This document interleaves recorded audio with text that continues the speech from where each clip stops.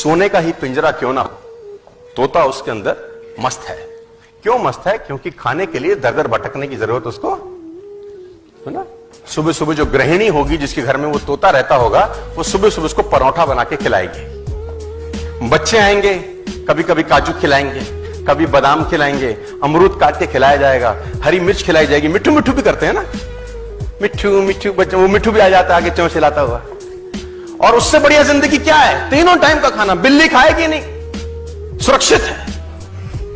पानी लगेगा नहीं, सुरक्षित है, हर तरीके से सुरक्षित है। लेकिन ये जिंदगी क्या घंटा जिंदगी है? ये कोई जिंदगी है यार? ये जिंदगी कोई जिंदगी है? उससे बेहतर आकाश में उड़ता 100 साल की जगह साला 30 साल जीता, लेकिन जीता तो मस्त।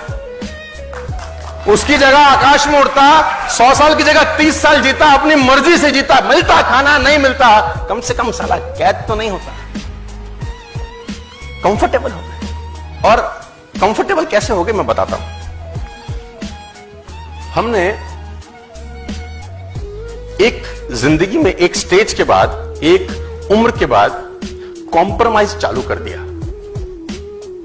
कॉम्प्रोमाइज से आदमी कंफर्टेबल होता है। मैं बताता हूं कैसे।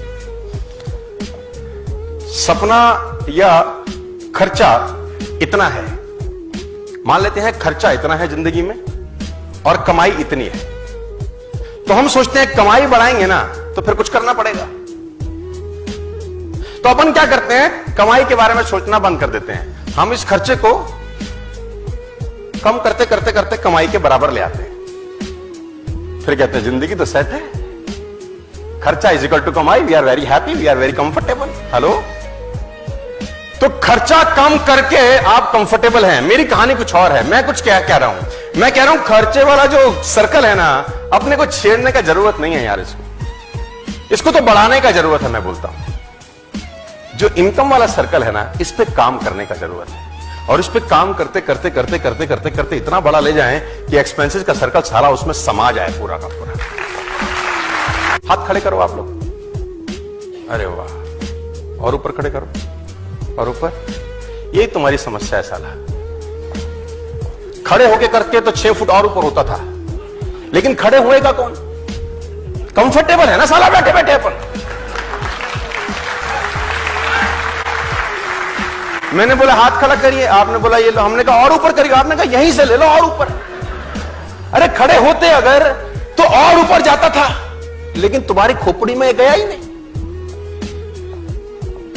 नेवर बी अ कंफर्टेबल, मतलब कहते हैं अगर आप जिंदगी में कंफर्टेबल होते हैं, प्रेजेंट आपका कंफर्टेबल है, तो फ्यूचर हमेशा अनकंफर्टेबल होगा।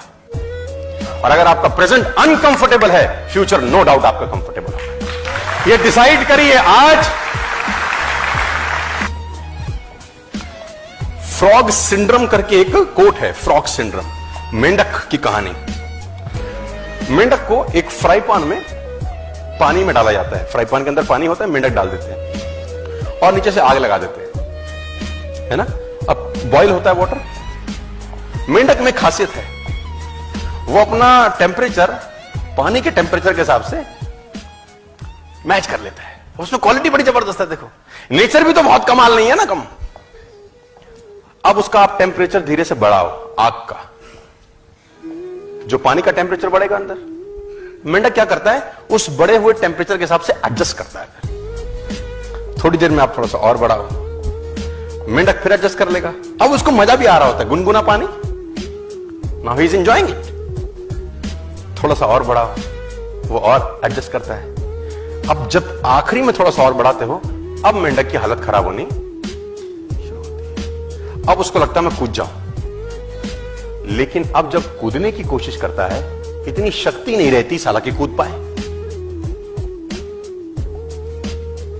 जब कूदने का प्रयास करता है, पानी इतना गर्म हो चुका होता है कि उसमें इतना ताकत नहीं रहता कि वो कूद के उस फ्राई पैन से बाहर, और आखिरी में वो मेंढक मर जाता है।